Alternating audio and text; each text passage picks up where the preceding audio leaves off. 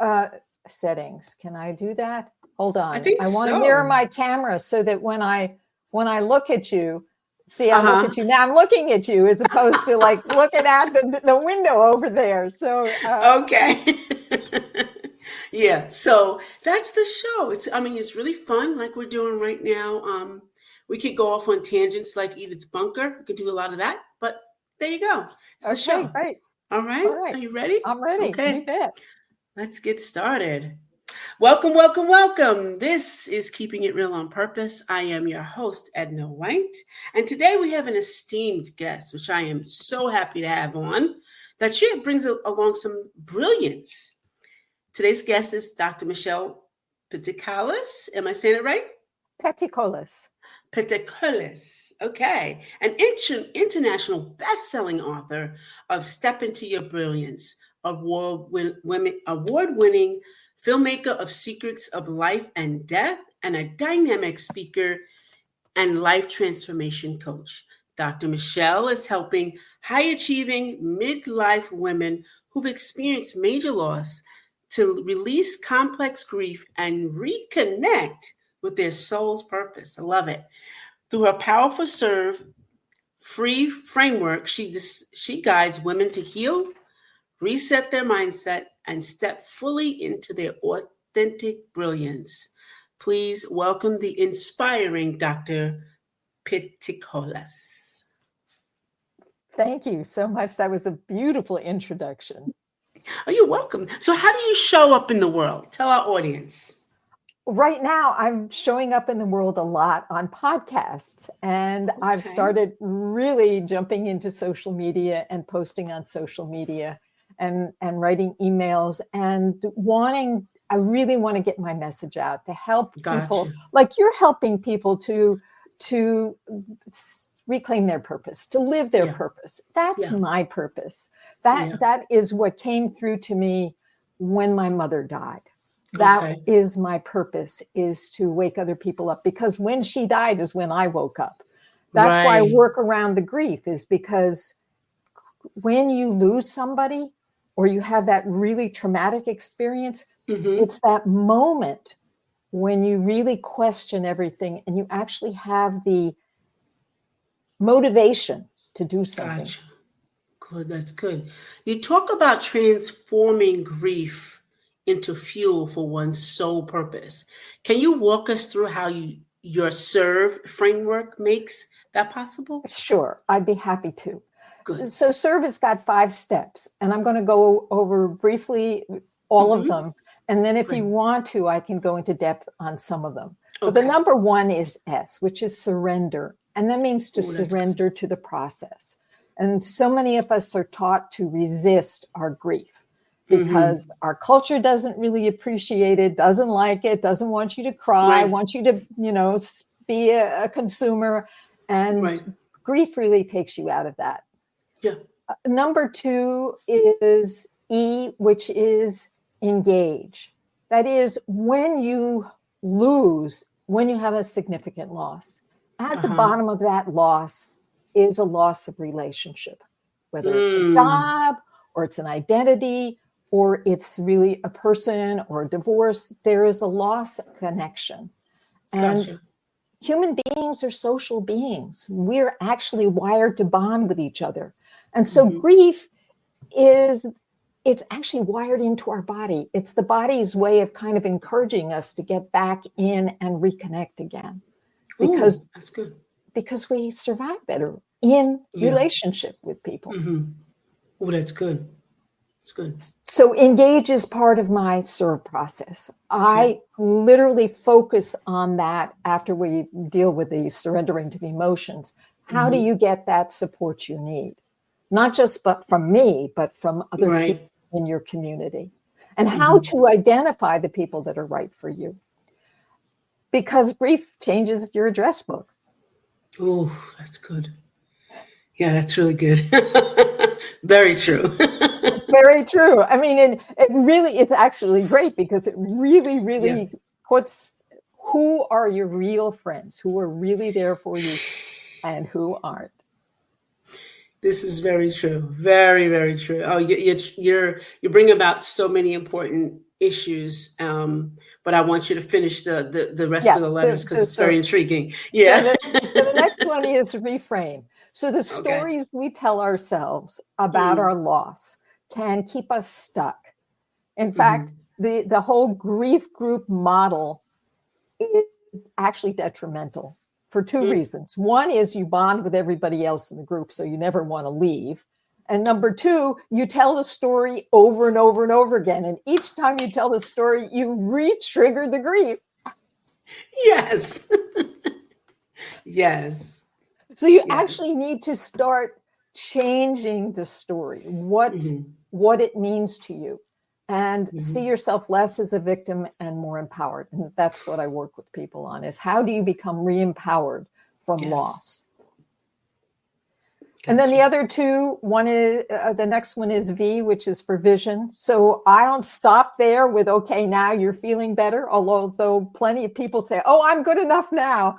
Yeah, But good enough now. yeah, I'm good enough now. No, the reason why you have grief in the first place is because you are not living your purpose. Yeah. The universe is always nudging us to say, okay, you need to step up. So vision of how can I utilize this experience hmm to live my purpose? How is Right. it telling me what I need to be doing? Yeah. And then finally, the last E is express.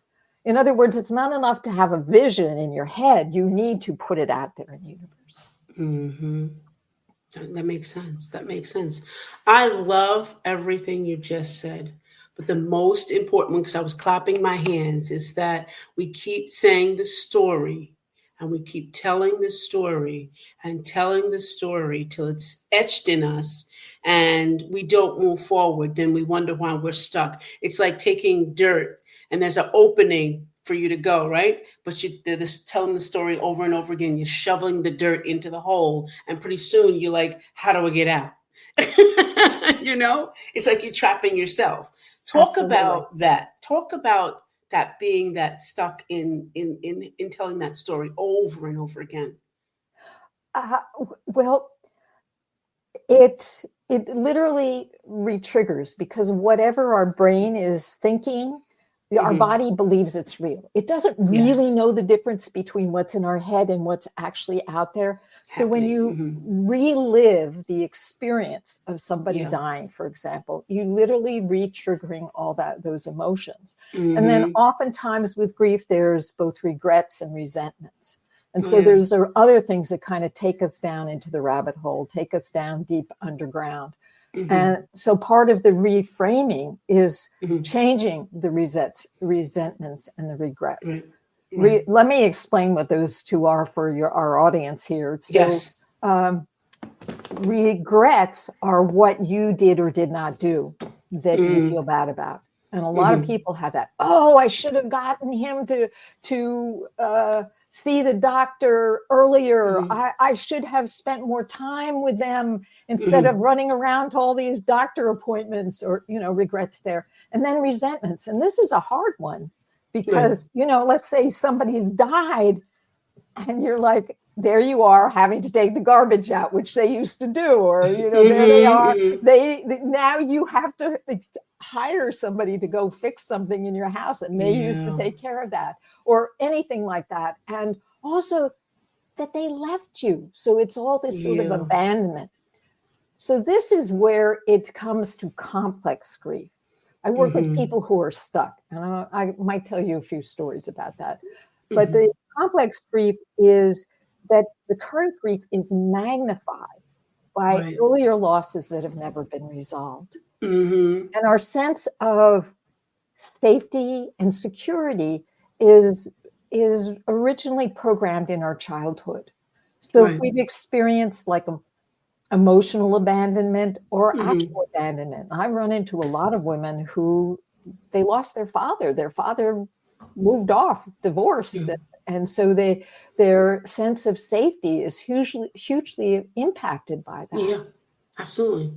Is it wrong to have regrets? To acknowledge them? Well, it's not wrong to acknowledge them, but Okay. sometimes they're not realistic. And Okay. it helps to have a coach that's going to help you to look at what's realistic and what's not. Of course, Right. we make mistakes. We're human beings. Right. Learn from them. So, of course, I had a huge regret when my mother died. Of course. Yeah. Because I was sitting in her studio going through papers. She was a toy designer. Okay. Actually sold her designs to toy companies, major toy companies in New York, with my aunt. Anyway, we're sitting in her studio and I'm going through papers, the dutiful daughter, trying to clean things up ahead of time. And I pick up one of them, and it's one of her designs, one of her ideas, one of her babies. And I hand it to her and I say, it's a Xerox copy. Do you need this anymore? And she looks at it and she says, oh, I guess I'll never finish that project. Oh. For the first time, I understood death and deadline and and that's why life purpose is so important to me, is that in that moment, I realized, oh my God, we die and we only have a limited amount of time and we might run out. But here's the kicker. In that moment, I took the paper back and I said, we don't need to deal with this right now. And that moment of intimacy with my mother that I had craved all my life, I just threw it away. Yeah. I had huge regrets. But those regrets often are the motivation for doing things and for telling people. So when my brother died, I got an airline ticket to go back and be with my family. And because I did that, everybody else in that family took that death seriously. Yeah. You know what I mean? It's like if you take it seriously so much that you get on an airplane all the way back to the East Coast from California, they're like, oh, okay, I guess this is important. Yeah, exactly. That's good. The motivator. I like that part about the motivator. So good stuff. I'm going to tell you something. Grief is not processed. We have it, and then we don't process it. I'm working with a client that had 2 deaths in a row, a husband and a child. An older child, and she never stopped to process it until this year, and it's been 4 years. She never stopped. And that brings me to my next question with you. Many high achieving women hide their pain behind their success. How do you help them recognize and release complex grief without feeling like they're losing control? Well, that is a tricky one, because part of it is that you have to lose control in order to regain control. That's really good. That is excellent. That's the answer. Yes. I love it. So women, what they have to realize is they're already stuck. And that's why they come to me, is that they are stuck. They're not moving forward. They are being held back. And so then this is the process. You cannot go around it, cannot circumvent it, cannot tamp it down. And here's the real kicker, is that if you do not process your grief, that means you're literally holding those emotions in with muscular energy. Oh, that's good. And that means that you could be setting yourself up for serious illness. Because the fluids in your body are meant to flow, I mean, the lymph system, it's supposed to flow, the blood system, and you're holding it. Sometimes I give people this little exercise where they hold their hands in a fist, and I ask them to hold it, and I only hold it for like maybe 1 or 2 minutes. And then I say, imagine what it would be like to hold that fist for all day. Years. And that's what we do. We hold it in. Yeah, of course we do. Yeah. Because, as a high achieving woman too, as well, I've learned around the way that if I don't take care of the grief, if I don't go through the process of even acknowledge, maybe even a job loss, Yes. Even being fired from a job, or maybe your animal dying, you know what I'm saying? Yes. Or, Oh, big. or maybe moving from an apartment or a house that you've been in for years, those are all Absolutely. losses. And Very if so. you Very. don't process them, if you don't feel them, if you don't go through it and recognize, now I'm in the now, this is different, and do that process that you're talking about, it will come out somewhere else. That's right. It will show itself strong in something else, and you'll be like, well, why did I scream when they dropped the pin? Right. Why did I scream, and we're having such a great time, and somebody said they don't want to do something. Why did I scream? Because Right. of loss, Right. Right. Our grief, it has not been, processed. That's right. That's right. And it needs, and so of course there's the phrase emotion, energy Yeah. in Yeah. motion. When you Yeah. repress that energy, it doesn't go away. Yeah. It No. doesn't dissipate. No. It's Finds in there another waiting. place. It's waiting. Finds another place, girl. Finds another place to act up. Yeah. It It's does. like having when we don't process these things, and I think this is how I feel, is we have an inner child, that hasn't, and some of us have not been healed. So just to think about the things that we hadn't healed from childhood, that we're going to pack this on this kid's back. So guess what this kid's going to do?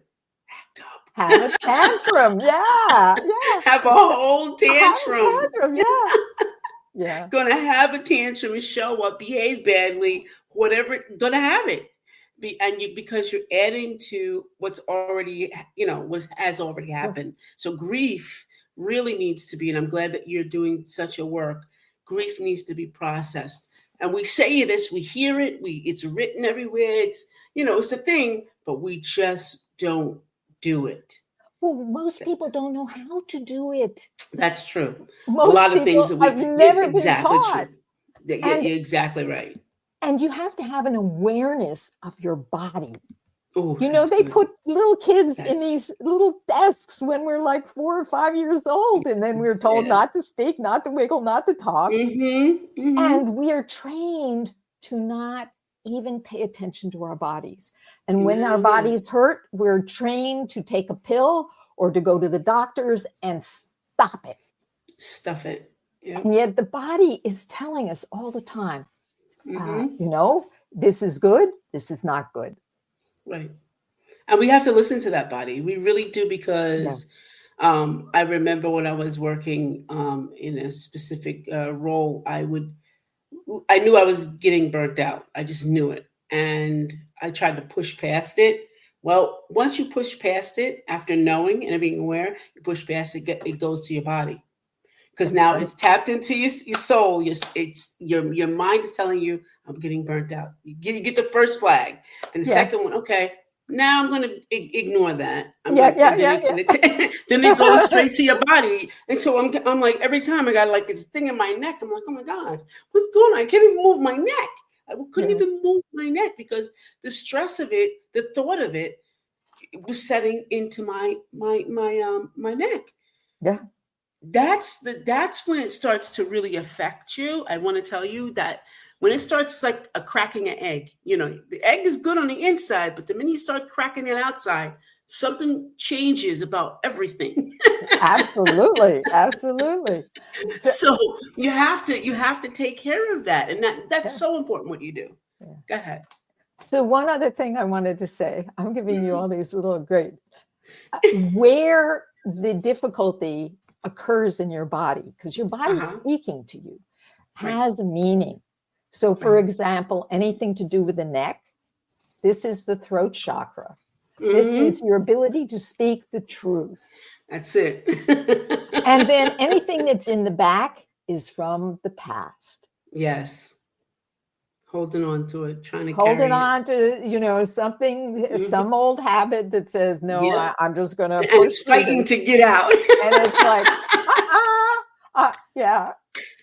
It's fighting to get out, get away from you, but you keep holding on to it. It's really true. We do a lot. We do a lot to ourselves. And like you said, it's not enough to hear it floating around out there, the internet, online. What it's the how to, and that's where you come in. Is how Yes. do I process this? How Yes. do I get this, through to my life? And it So really let's helps. hop. Go ahead. Go It ahead. really helps to have somebody as a witness.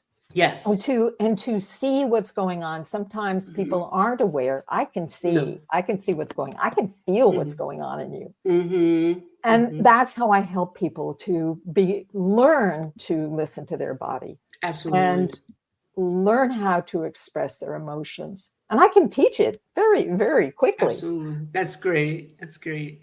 So let's hop on over to your film, Secrets of Life and Death, where it explores some deep truths.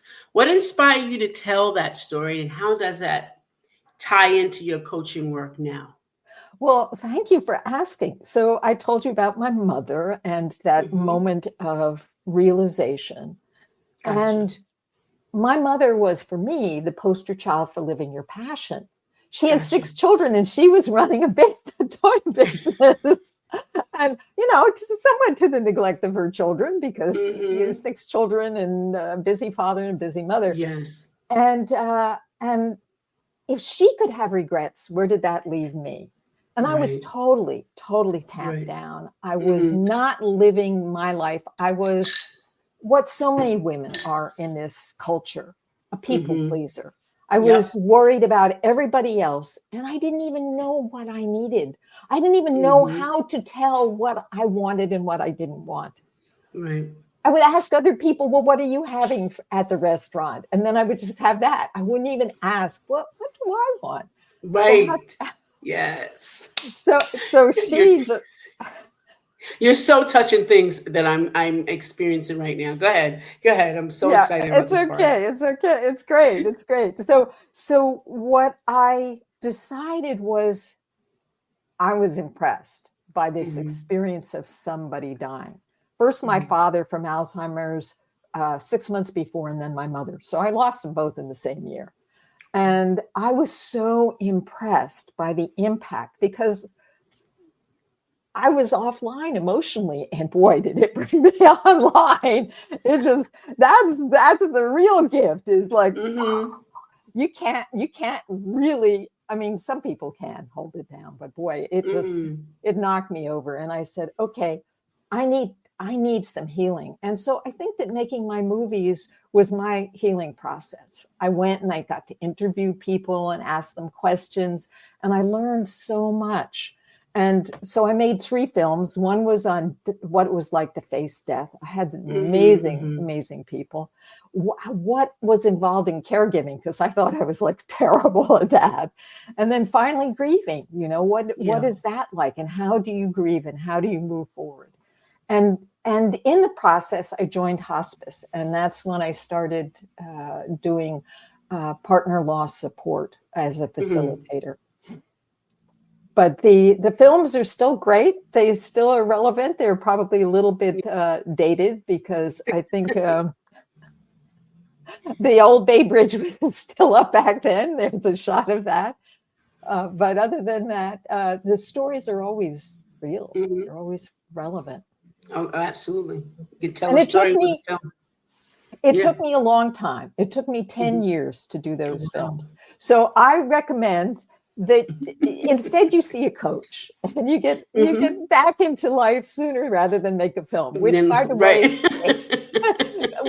if you do it on a shoestring budget, still costs a lot of money. And I know I've heard that, but that I can see in the book, in what you do. Not the book, the film, and what you do. I could see how it works in tandem. Pretty cool. Yes. Yeah, pretty cool. So in your book, Step Into Your Brilliance, you guide readers toward authenticity, which is one of my favorite things. I teach about it as well. Yes. What does brilliance mean to you, and how can women reconnect with it after a major life disruption? Okay. So brilliance for me is spirit. It's like that shining light inside of us that we all come into this world with. It's like, this is who we really are. This is our higher self. And it really emanates. In fact, if you look at early baby pictures of yourself, you can see it shining in those eyes. It's there. And then we learn that in order to survive, we have to do other things. And Right. for me, I learned not to be myself. I learned to be Right. what other people wanted of me. And Absolutely. so one of the gifts of grief is that it is so intense. If you've lost a really important person, it's so intense that you cannot be anything but authentic. Oh, You wow. cannot be the old caregiver or supporter or person that everybody turned to, because you don't have the bandwidth. And so that is the first step towards becoming your authentic self, is allowing those feelings and allowing who you really are. And then there's so many ways in which you can discover who you are by that Right. experience. Mm-hmm. And that's where the light starts to shine through, is that you can't hold it in anymore. And because you realize if somebody's died, oh, right, we only last, we have a finite amount of time. Yeah, absolutely we do. And we don't want to die with regrets. That was for me. I did not want to die with regrets. It's true.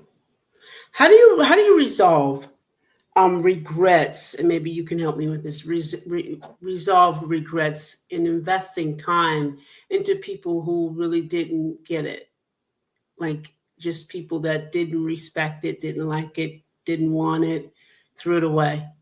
How do you resolve that? Because I know that's a grief in itself. So how do you deal, let's see if I'm understanding your question. How do you deal with people who reject you for being your authentic self, basically, is what it is? Okay, so that's hard.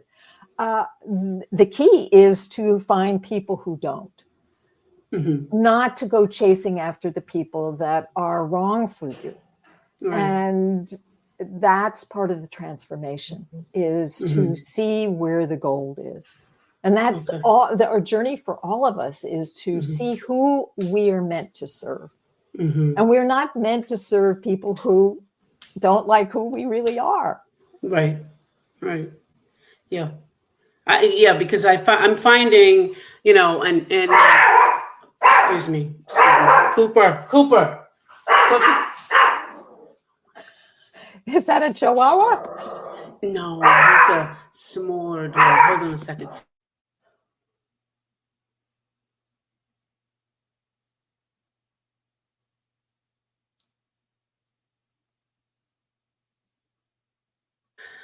Yeah, he thinks he's a Rottweiler. But anyway, I am going through this transition in my journey, my journey through walking through the libraries, kind of pulling out the things that I see that need healing in my soul.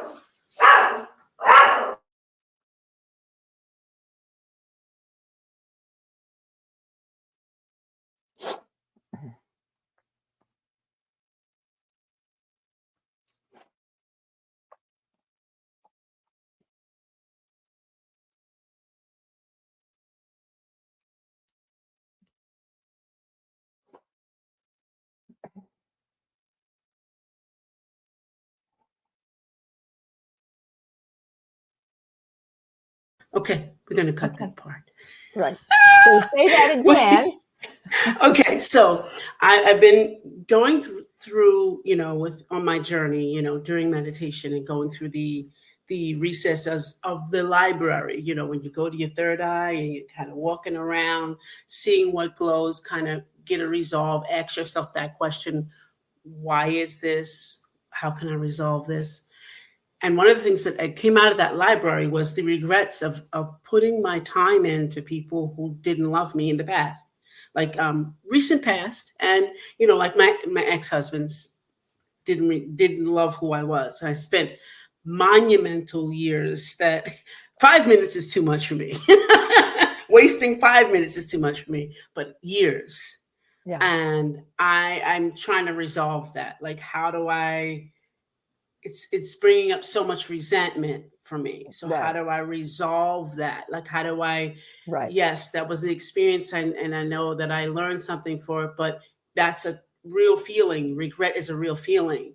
then it's a real feeling. And it's not enough to say you're not supposed to regret. No, It's not. It's just like when you say that, it's almost like saying to somebody who was sexually assaulted, "Oh, that was in the past." Yeah, that's the same phrase. Yeah. And it's similar too. I mean, because if you're with somebody who really doesn't like who you are, it is abusive, right? Yeah, it's abusive. So how do you even get? And I think you answered my question now. Is think of it as an abuse. Really think of it as an abuse and start to heal for the loss and the abuse. You just answered me. Fine. Now, when you gave me the answer. Well, the other thing is you really need to release the anger and the emotion of anger. Yeah. You really need to allow that.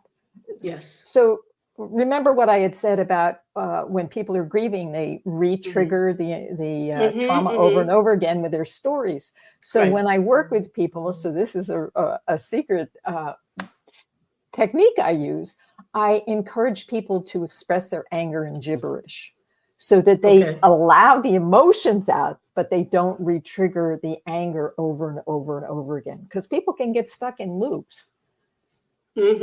So, suppose you have this, this anger. That's why, in some of those, I guess it was Gestalt groups, they would have people beating on pillows because you literally, express it, get it out of your body, because you have to. You cannot start to change the mindset until you release the emotion. You're right. So I guess I'll be attending some karate sessions and bot kicksing. There you go. Yeah.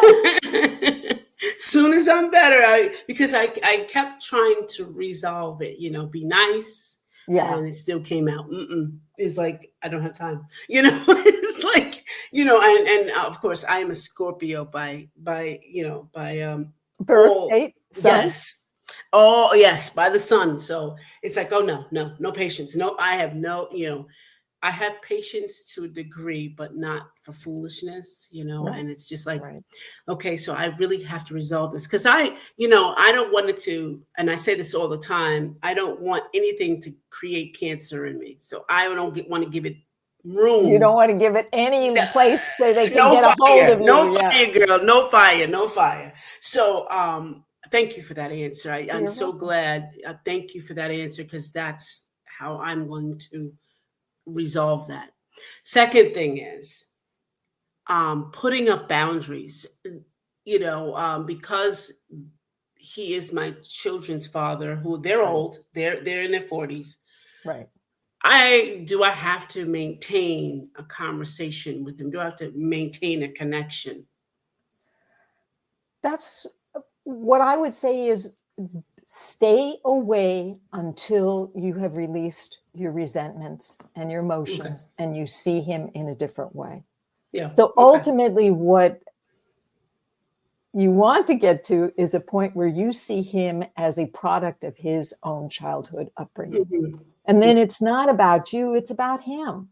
And when you can get to that place after you've released your emotions, once you can get to a place like that where you see him as just, a poor little boy that was, abused in some way and felt, like out of control with you and felt like he needed to control you, right? And change you so that he would feel safe. Then you can say, okay, that's what I did with my parents, because I had issues with them. Is like, I saw their story and I said, oh my God, they actually had a way worse story than I did. And then I had compassion. And once you can get to that place of compassion, then you can spend time. And when he says stuff that triggers, you may need to go away for, go off to the bathroom and just release it. And then you can go back again. Awesome.